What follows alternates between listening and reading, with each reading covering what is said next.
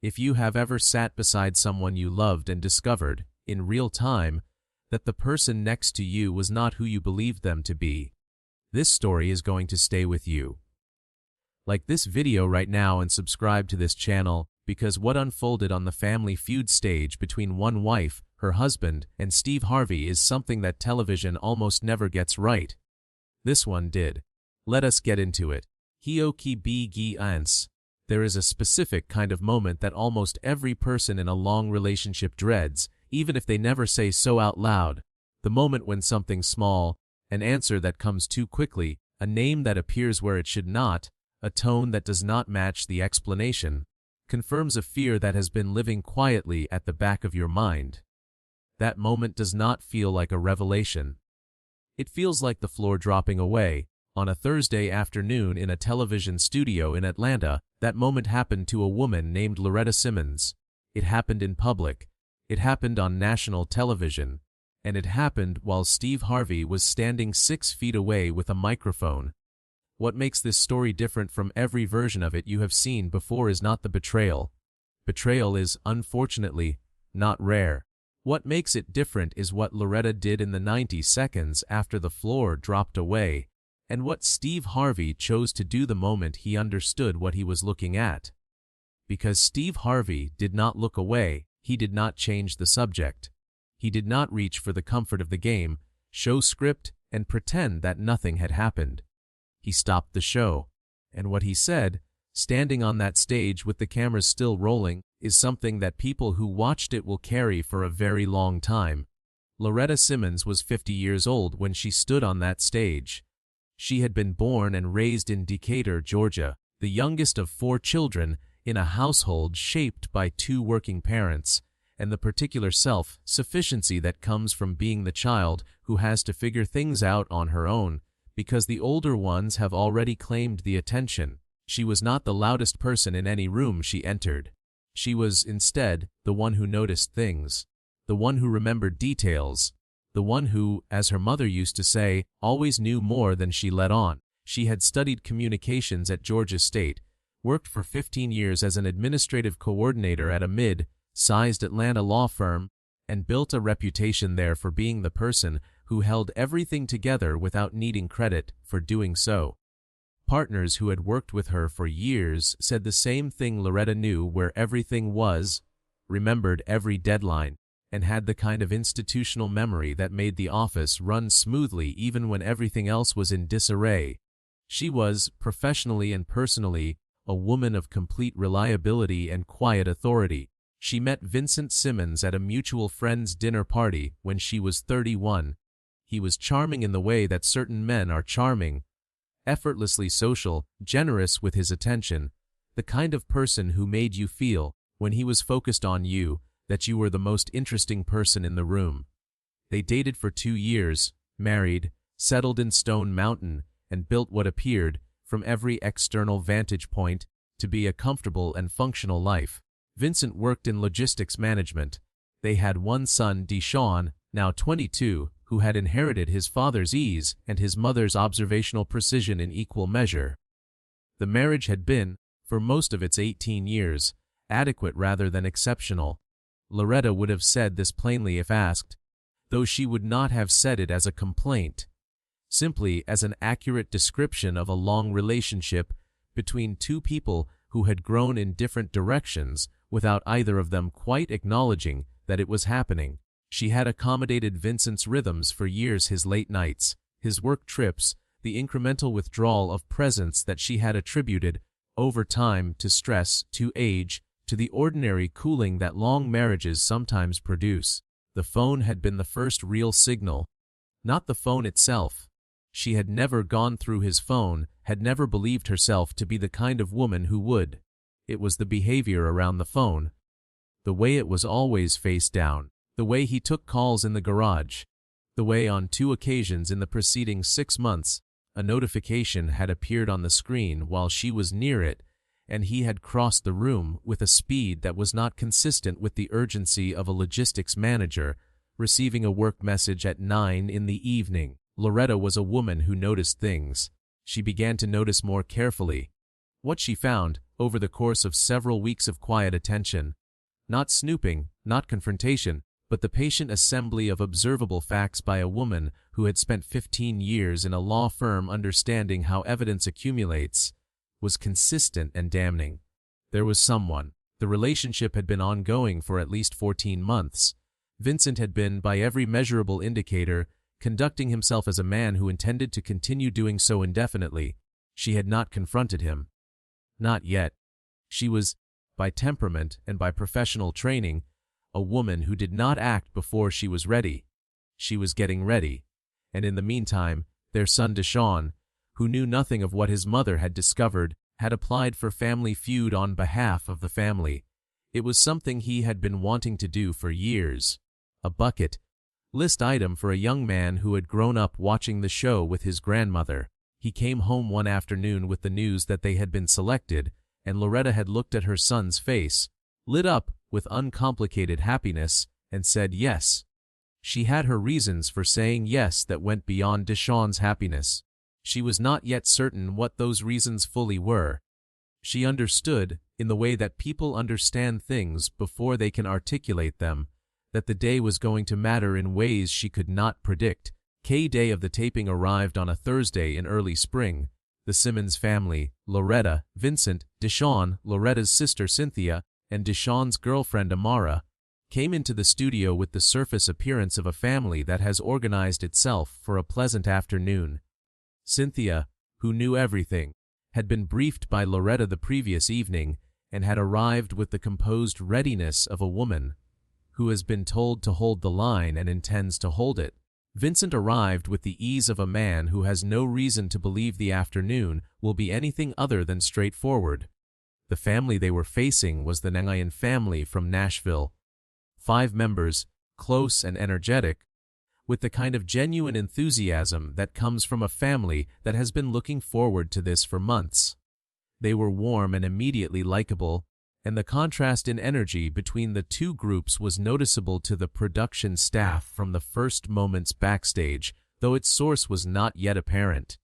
Steve Harvey came out and worked the room with his customary skill. He moved through the Nangayan family first, drawing out warmth and humor with the ease of a man who has done this 10,000 times and still brings full attention to each instance. Then he turned to the Simmons family. He reached Deshaun first, who was immediately and comprehensively likable. 22 years old, enthusiastic, funny in a clean and self-aware way. Steve enjoyed him visibly. He reached Amara, who was quick and confident. He reached Cynthia, who gave him a measured smile and said very little, which Steve noted with the brief attentiveness of a man who files things away. Then he reached Loretta. Loretta, tell me about yourself. I am an administrative coordinator at a law firm. I have been there 15 years. 15 years in the same place. You must be the one who knows where all the bodies are buried. Loretta looked at him with an expression that was, for just a fraction of a second, something other than the light social response the joke invited. Then she smiled. You would be surprised, she said. What you find out when you pay close attention. Steve held her gaze for a moment. Something passed between them, not a communication exactly, but a register. The register of a person being looked at carefully and understanding that they have been seen. He moved on to Vincent. Vincent was smooth and warm and entirely comfortable. He talked about his work, about being proud of Deshaun, about how long he had wanted to come on the show. He was, as Loretta had always observed, very good in social settings. Steve chatted with him easily for a minute, laughed at a line he delivered, and was about to move on when his phone, Vincent's phone, visible in the breast pocket of his jacket, lit up. This detail would later become the subject of considerable discussion, because what happened next was so rapid and so instinctive that it was over almost before the room registered it had begun. Vincent's hand went to his pocket. Loretta, standing 2 positions away, turned her head. The name on the screen, visible for perhaps 3 seconds before Vincent's hand covered it, was not a work contact. It was a woman's name accompanied by a small photograph. And Loretta Simmons, who noticed things, who had been noticing things for 6 months, who had spent 15 years in a law firm learning to read the significance of small details, saw it with complete clarity. She did not make a sound. She did not move, but something changed in the quality of her stillness. It was the stillness of a person who has just had a hypothesis confirmed rather than the stillness of a person at rest. Cynthia, standing beside her, also saw it. Deshawn, on the other side of the stage, did not. Steve Harvey saw Loretta's face. He saw it change, and he saw what the change meant, and he was experienced enough and attentive enough to understand, in that same 3-second window, that something had just happened in the room that was not part of his pre-game script. He looked at Vincent. He looked back at Loretta. He looked at Cynthia, whose expression confirmed what he had already concluded. He made a decision. The moment Steve Harvey stopped the show, "Hold on," Steve said. Not to the audience, not to the cameras, to the room. His voice had the quality that stops people mid-breath, calm, direct, carrying the full weight of his attention. The warm-up energy of the pre-game introductions evaporated completely. He looked at Vincent. "Sir, I need to ask you something, and I need you to take a second before you answer. Is everything all right between you and your family today?" Vincent blinked. The question was not what anyone in that room had been expecting, including him. "Of course," he said. "Everything is great." Steve looked at him for a long moment. Then he looked at Loretta. "Loretta, how are you doing right now?" The studio was completely quiet. Loretta Simmons stood on the Family Feud stage and looked at Steve Harvey, and something in her, the administrative coordinator who held everything together without needing credit, the youngest child who figured things out on her own, the woman who had been noticing things quietly for 6 months and had not yet said a word, made a decision. "I am going to be honest with you," she said. Her voice was steady in the way that voices are steady when a person has gone past the point where shaking serves any purpose. "That phone notification that just came up on my husband's phone. I saw the name. I have seen that name before. I have been seeing it, in one form or another, for 6 months, and I have been waiting until I was ready to say something about it. I think today I am ready."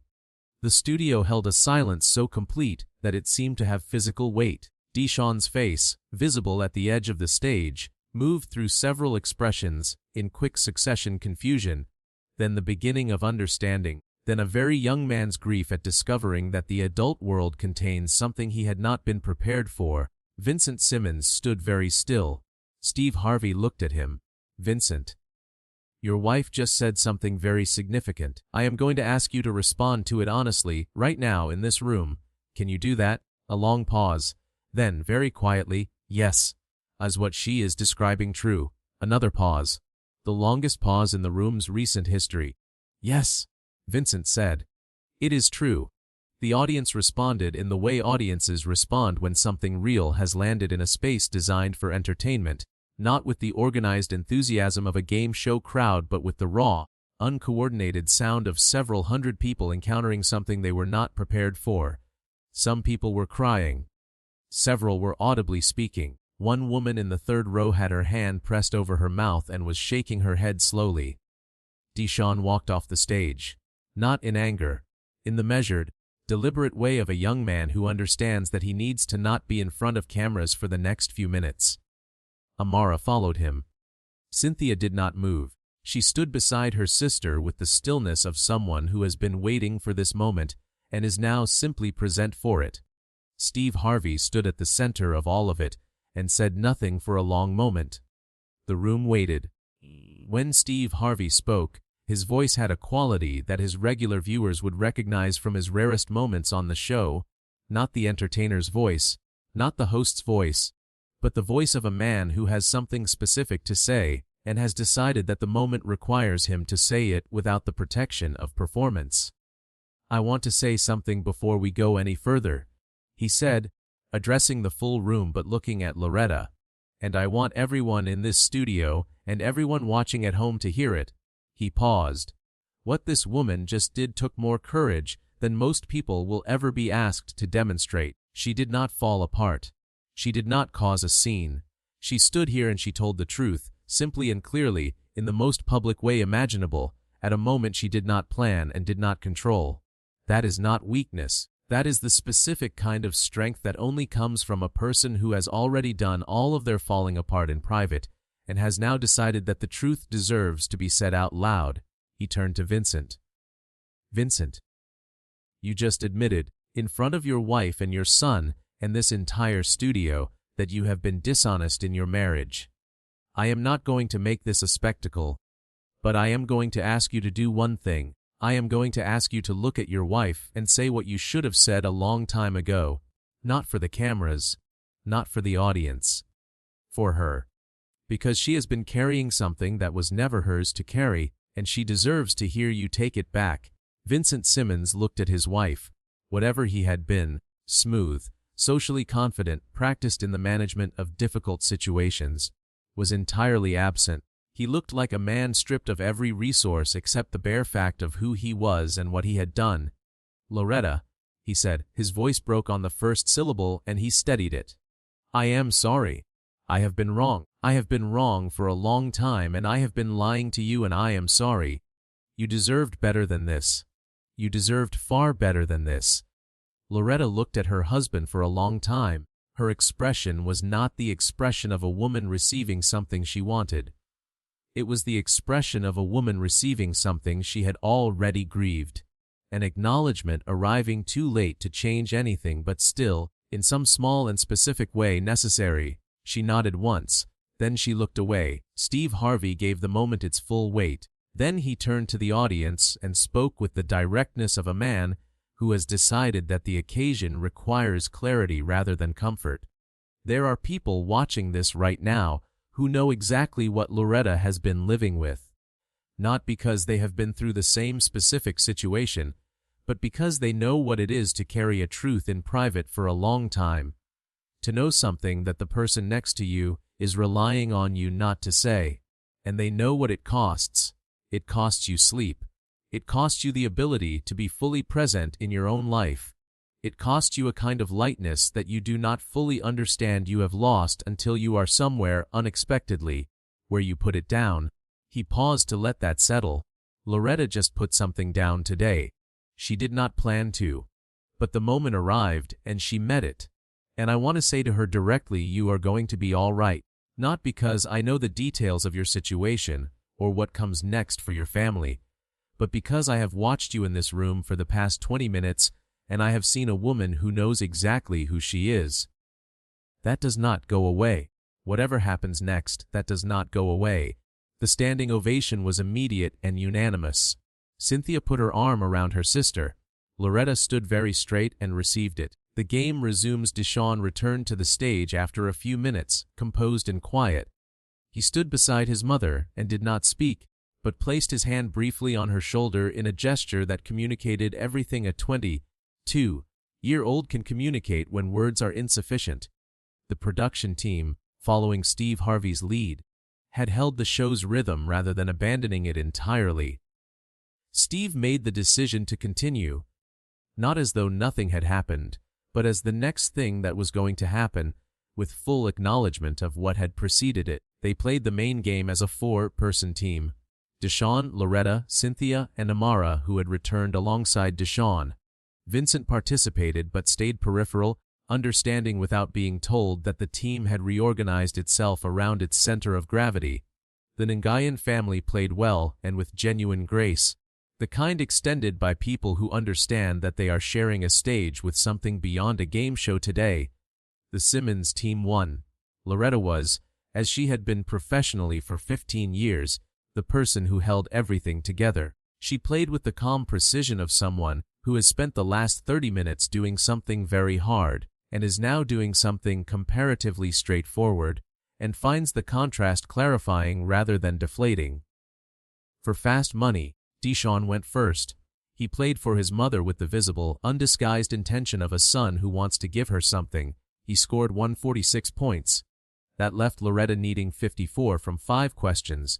When she stepped to the fast money podium, the studio had the quality of a room that has been through something real and is now holding its breath for the conclusion. Steve walked up beside her and looked at her with the direct regard of someone who has already said the important thing and is now simply present. "How are you?" he asked. Loretta considered the question with the unhurried attention she brought to everything. "Lighter," she said. "Like I said before, I was getting ready. I think I am ready now. Steve nodded. Then let's finish this. Name something a person does when they finally decide to be honest. Loretta answered immediately, takes a deep breath. The board turned. Number 1 answer, 39 points. The room applauded with the warmth of people who have just watched someone take that exact breath. Name a word that describes a woman who keeps going through hard times. Without a pause. Strong. Number 1 answer, 44 points. The audience was already on its feet. Name something people say they wish they had done sooner. A half second, the only one of the round. Then told the truth. Number 1 answer, 41 points. The board had confirmed what the room already knew. They had already won the 20,000, and nobody in that studio was watching the scoreboard. Name something a good mother makes sure her children know.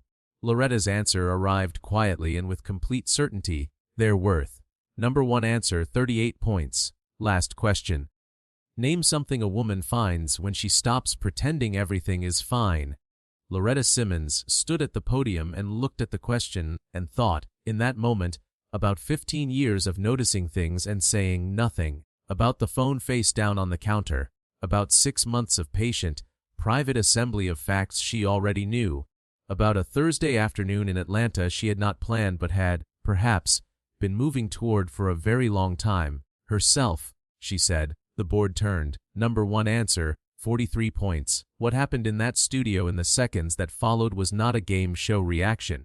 It was a room full of people releasing something they had been holding for the entire afternoon.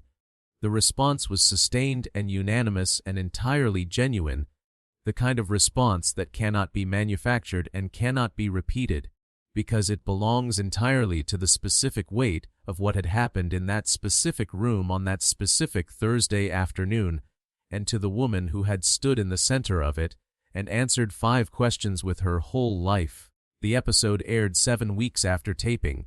The production team had handled the footage with unusual care, in consultation with Loretta, who had been contacted before broadcast and given the opportunity to review how the pre-game sequence would be presented. She had one request, that Deshawn's reaction be handled with restraint. The editors honored it. The clip of Steve Harvey's speech reached 10 million views within 18 hours of broadcast. By the end of the first week it was at 24 million, shared with a consistency and breadth that the show's social media team described as unlike anything in the programming's recent history.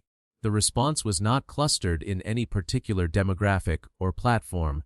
It arrived from everywhere, from women in their 20s and women in their 60s, from men who recognized something of themselves in what Vincent had done and were disturbed by it, from people who had never seen a single episode of Family Feud and had been sent the clip by someone who knew they needed to see it. The phrase that circulated most widely was not from Steve Harvey's speech, though that was shared extensively. It was from Loretta's final fast money answer. Herself. One word confirmed as the number 1 survey response to the question of what a woman finds when she stops pretending everything is fine. The simplicity of it. The fact that a survey of ordinary people had independently arrived at the same word that Loretta had chosen in that moment, under those circumstances, was what made it land so heavily. It was not a clever answer. It was not a performed answer. It was the most accurate answer available, and the board confirmed it, and the room understood in the same instant that the game had, for one answer, and perhaps for the whole afternoon, been about something more than a game. What happened afterwards? Loretta filed for divorce 8 weeks after the taping, using the retainer from the 20,000 prize to cover initial legal fees. She remained at the law firm, where several colleagues who had watched the episode stopped by her office in the days following the broadcast, not with pity, which she had anticipated and quietly dreaded, but with the particular solidarity of people who had watched someone they respected conduct themselves with exceptional grace and wanted to say so. Deshawn took several weeks to find his footing, which was understandable and which Loretta gave him the space for without comment or pressure. He came back to it, as she had known he would. He was, at his core, his mother's son, a young man who processed things thoroughly before acting on them, who had inherited the capacity to absorb difficult information without being permanently reorganized by it. By the time the episode aired, he had watched it with his mother, which was his idea, and which Loretta later described as one of the more important evenings they had shared.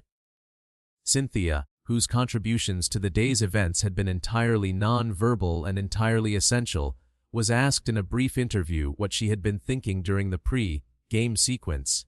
"I was thinking," she said, without any particular drama, "that it was about time."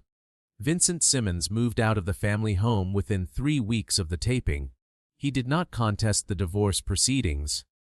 Whatever reckoning he conducted in the months that followed was private, and Loretta, characteristically, did not speak about it publicly. Steve Harvey on the responsibility of the moment. In the weeks following the broadcast, Steve Harvey addressed the episode in several interviews with an unusual degree of personal reflection.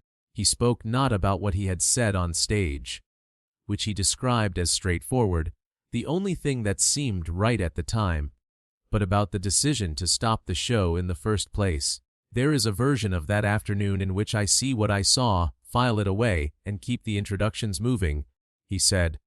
"I have done that before. Most of the time that is the correct call.